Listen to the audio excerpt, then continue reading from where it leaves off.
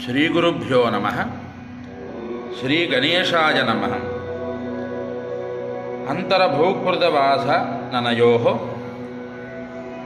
అపనీత చిత్తవైమత్యాన్ చక్రేషి పదభక్తాన్ చారణవర్గాన్ అహర్నిశం కలయే. చాలా అద్భుతమైనటువంటి శ్లోకం, చాలా విశేషణాలు కూడుకున్నటువంటి శ్లోకం.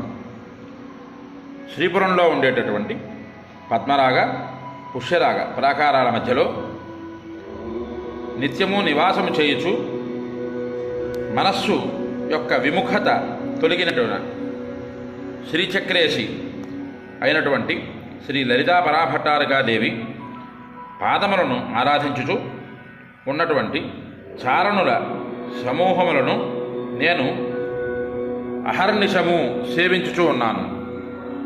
ఇంతవరకు మనం చెప్పుకున్నటువంటి ఈ శ్లోకాలలో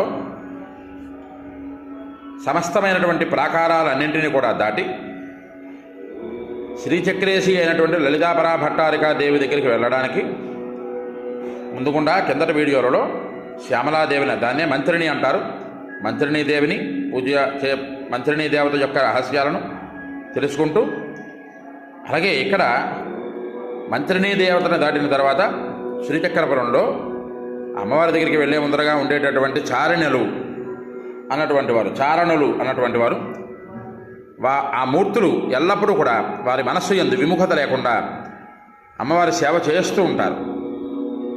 అలాంటి వారి దర్శనం నాకు కలిగించు తల్లి, నీ పాదకమల సేవయు అనేటటువంటి శ్లోకం ఆధారంగా నీ పాదాలని ఎల్లవేళల యందు సేవ చేసేటటువంటి మహాత్ములైనటువంటి చారణులు వారిని సేవించేటటువంటి భాగ్యాన్ని ప్రసాదించు.